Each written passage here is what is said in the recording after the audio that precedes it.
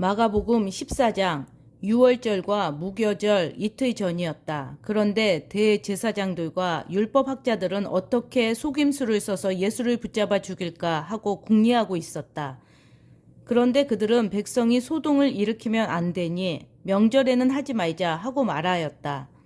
예수께서 베다니에서 나병 환자였던 시몬의 집에 머무실 때에 음식을 잡수시고 계시는데 한 여자가 매우 값진 순수한 나드 향유 한 옥합을 가지고 와서 그 옥합을 깨뜨리고 향유를 예수의 머리에 부었다. 그런데 몇몇 사람이 화를 내면서 자기들끼리 말하였다. 어찌하여 향유를 이렇게 허비하는가? 이 향유는 300데나리온 이상에 팔아서 그 돈을 가난한 사람들에게 줄 수 있었겠다. 그리고는 그 여자를 나무랐다. 그러나 예수께서 말씀하셨다. 가만두어라. 왜 그를 괴롭히느냐? 그는 내게 아름다운 일을 했다. 가난한 사람들은 늘 너희와 함께 있으니 언제든지 너희가 하려고만 하면 그들을 도울 수 있다. 그러나 나는 언제나 너희와 함께 있는 것이 아니다. 이 여자는 자기가 할 수 있는 일을 하였다. 곧 내 몸에 향료를 부어서 내 장례를 위하여 할 일을 미리 한 셈이다. 내가 진정으로 너희에게 말한다. 온 세상 어디든지 복음이 전파되는 곳마다 이 여자가 한 일도 전해져서 사람들이 이 여자를 기억하게 될 것이다. 12제자 가운데 하나인 가룟 유다가 대제사장들에게 예수를 넘겨줄 마음을 품고 그들을 찾아갔다. 그들은 유다의 말을 듣고서 기뻐하여 그에게 은돈을 주기로 약속하였다. 그래서 유다는 예수를 넘겨줄 적당한 기회를 노리고 있었다. 무교절 첫째 날에 곧 유월절 양을 잡는 날에 제자들이 예수께 말하였다. 우리가 가서 선생님께서 유월절 음식을 드시게 준비하려 하는데 어디에다 하기를 바라십니까? 예수께서 제자 두 사람을 보내시며 말씀하셨다. 성 안으로 들어가거라. 그러면 물동이를 메고 오는 사람을 만날 것이니 그를 따라가거라. 그리고 그가 들어가는 집으로 가서 그 집 주인에게 말하기를 선생님께서 하시는 말씀이 내가 내 제자들과 함께 유월절 음식을 먹을 내 사랑방이 어디에 있느냐고 하십니다. 하여라.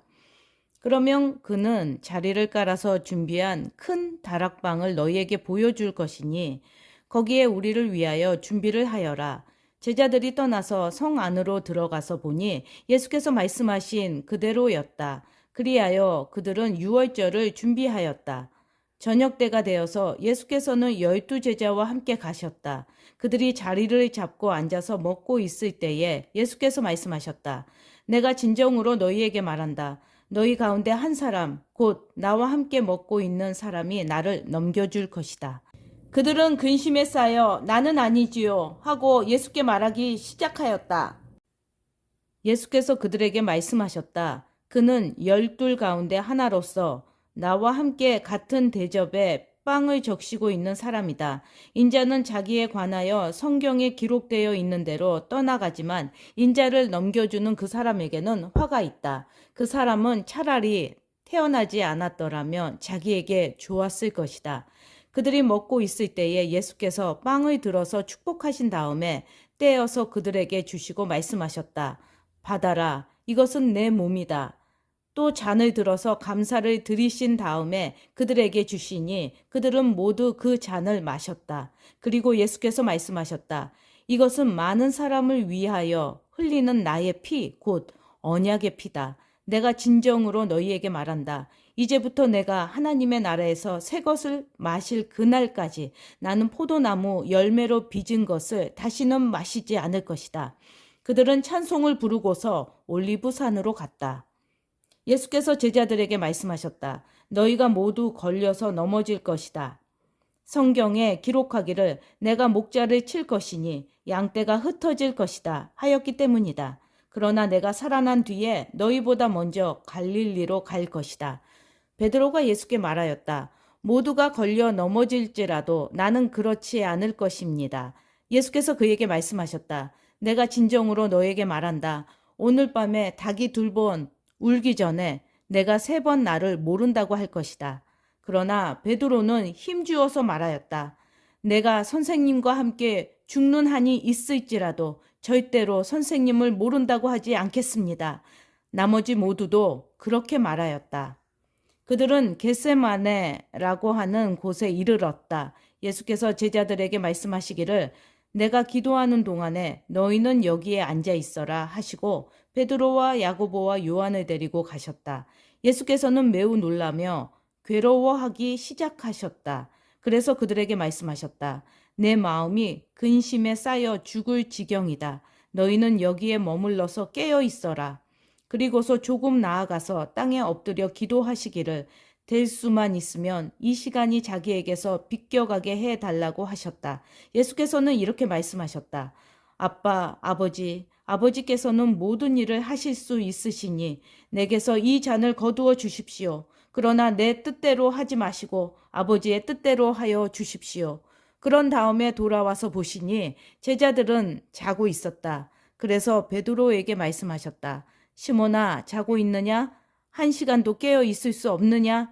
너희는 유혹에 빠지지 않도록 깨어서 기도하여라. 마음은 원하지만 육신이 약하구나. 예수께서 다시 떠나가서 같은 말씀으로 기도하시고 다시 와서 보시니 그들은 자고 있었다. 그들은 졸려서 눈을 뜰 수 없었던 것이다. 그들은 예수께 무슨 말로 대답해야 할지를 몰랐다.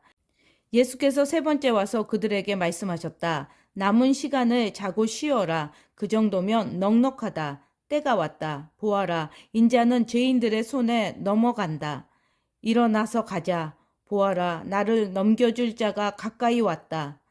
그런데 예수께서 아직 말씀하고 계실 때에 12제자 가운데 하나인 유다가 곧 왔다. 대제사장들과 율법학자들과 장로들이 보낸 무리가 칼과 몽둥이를 들고 그와 함께 왔다. 그런데 예수를 넘겨줄 자가 그들에게 신호를 짜주기를 내가 입을 맞추는 사람이 바로 그 사람이니 그를 잡아서 단단히 끌고 가시오 하고 말해 놓았다. 유다가 와서 예수께로 곧 다가가서 라삐님 하고 말하고서 입을 맞추었다. 그러자 그들은 예수께 손을 대어 잡았다. 그런데 곁에 서 있던 이들 가운데서 어느 한 사람이 칼을 빼어 대제사장의 종을 내리쳐서 그 귀를 잘라버렸다. 예수께서 그들에게 말씀하셨다.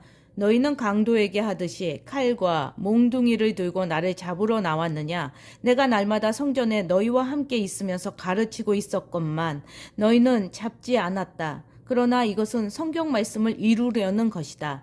제자들은 모두 예수를 버리고 달아났다. 그런데 어떤 젊은이가 맨몸에 호디브를 두르고 예수를 따라가고 있었다. 그들이 그를 잡으려고 하니 그는 호디브를 버리고 맨몸으로 달아났다. 그들은 예수를 대제사장에게로 끌고 갔다. 그러자 대제사장들과 장로들과 율법학자들이 모두 모여들었다.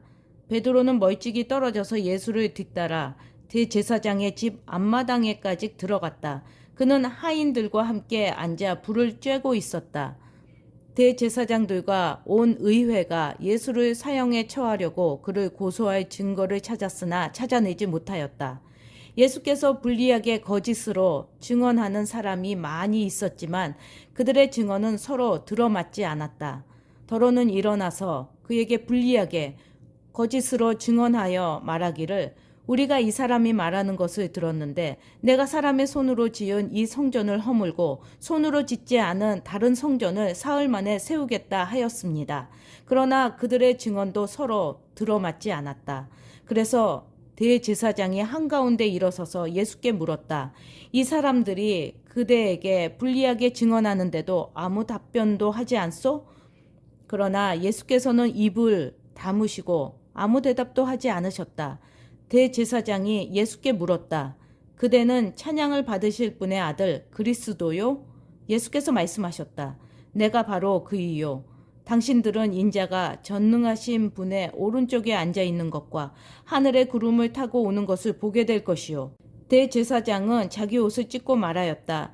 이제 우리에게 무슨 증인들이 더 필요하겠소. 여러분은 이제 하나님을 모독하는 말을 들었소. 여러분의 생각은 어떠하오? 그러자 그들은 모두 예수는 사형을 받아야 마땅하다고 정죄하였다. 그들 가운데서 더러는 달려들어 예수께 침을 뱉고 얼굴을 가리고 주먹으로 치고 하면서 알아맞추어 보아라 하고 놀려대기 시작하였다. 그리고 하인들은 예수를 손바닥으로 쳤다. 베드로가 안뜰 아래쪽에 있는데 대제사장의 하녀 가운데 하나가 와서 베드로가 불을 쬐고 있는 것을 보고 그를 빤히 노려보고서 말하였다. 당신도 저 나사렛 사람 예수와 함께 다닌 사람이지요? 그러나 베드로는 부인하여 말하였다. 내가 무슨 말을 하는지 나는 알지도 못하고 깨닫지도 못하겠다. 그리고 그는 바깥 뜰로 나갔다. 그 하녀가 그를 보고서 그 곁에 서 있는 사람들에게 다시 말하였다. 이 사람은 그들과 한패입니다. 그러나 그는 다시 부인하였다. 조금 뒤에 곁에 서 있는 사람들이 다시 베드로에게 말하였다. 당신이 갈릴리 사람이니까 틀림없이 그들과 한패일 거요. 그러나 베드로는 저주하고 맹세하여 말하였다. 나는 당신들이 말하는 그 사람을 알지 못하오. 그러자 곧 닭이 두 번째 울었다. 그래서 베드로는 예수께서 자기에게 닭이 두 번 울기 전에 내가 나를 세 번 모른다고 할 것이다 하신 그 말씀이 생각나서 엎드려서 울었다.